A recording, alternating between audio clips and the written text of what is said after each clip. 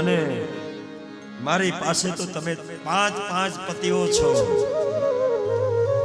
આના મૃત્યુ પછી આની માં કોના આધારે જીવશે? હે અર્જુન, અર્જુન ભગવાનને કહે મહારાજ મારી પ્રતિજ્ઞાનું શું? મેં પ્રતિજ્ઞા કરી કે આનું મસ્તક કાપી લઈશ. અને ત્યારે ભગવાને રસ્તો કાઢ્યો. હે અર્જુન, આ બ્રાહ્મણ છે એના મસ્તકને મુંડન કરો, એની શિખાનું છેદન કરો, એટલે બ્રાહ્મણને માર્યા બરાબર થાય. એના કપાળમાં જન્મસિદ્ધ મણિ છે, આ મણિને તમે કાઢી લ્યો એટલે એનું મૃત્યુ નક્કી છે.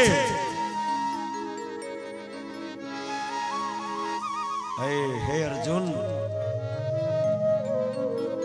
આ એણે જે પાપ કર્યું ને, આ પાપને યાદ કરી કરીને અસ્વસ્થામાં કાયમ આ દુઃખને ભોગવશે, એટલે અસ્વસ્થામાં અમર છે.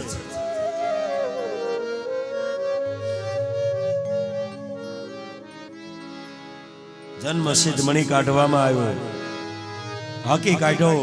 બ્રાહ્મણનું ભયંકર અપમાન થયું. હવે આ તો વિફરેલો બ્રાહ્મણ. માથામાં એક બ્રહ્માસ્ત્ર હતું, એ બ્રહ્માસ્ત્રને છોડ્યું. ક્યાં છોડ્યું? અભિમન્યુના પત્ની વિરાટ રાજાના દીકરી પોતરાના ગર્ભ ઉપર બ્રહ્માસ્ત્ર છોડ્યું. કારણ પ્રતિજ્ઞા હતી પાંડવોનો વંશ ન રહેવા દો. અને છેલ્લો ગર્ભ હતો અભિમન્યુનો દીકરો.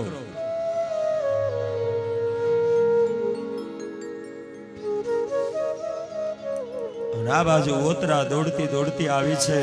કારણ માં સાસુ દ્રૌપદીએ કીધું છે, બેટા જ્યારે જ્યારે ભીડ પડે ને ત્યારે આ દુનિયાની સામે હાથ ન લંબાવીશ.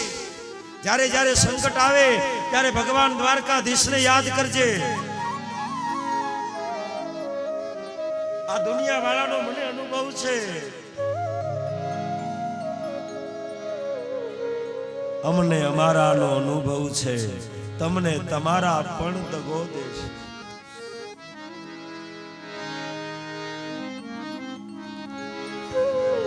જોજો, આજ માં સૌભાગ્યવતી, સાસુ સૌભાગ્યવતી અને વહુ વિધવા બની.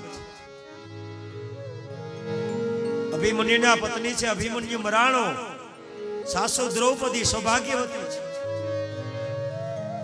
બેટા જ્યારે જ્યારે કોઈ સંકટ આવે ત્યારે ભગવાન દ્વારકાધીશને યાદ કરજે.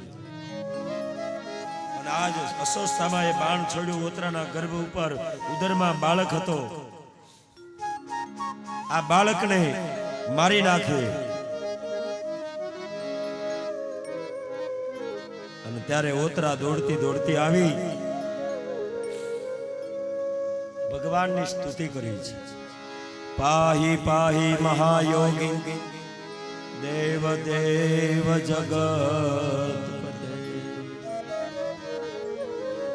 નાન્યમ ત્વદ્ભયમ પશ્યે યત્ર મૃત્યુ પરસ્પર.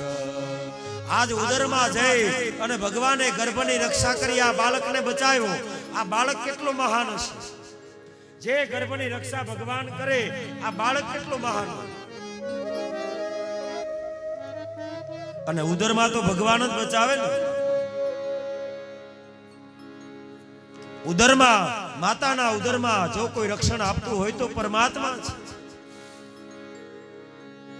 9 મહિના માતાને ઉદર વૈસા, વાલે મારે જળથી જીવાડ્યા.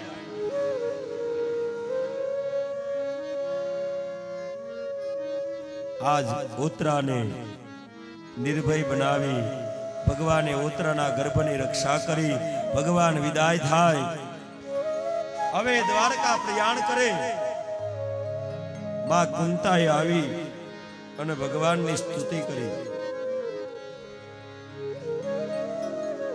માં કુંતાએ ભગવાનની સ્તુતિ કરી. મહારાજ ભગવાન કહે કે માં તમારે મને હાથ ન જડાય, તમે માં છો.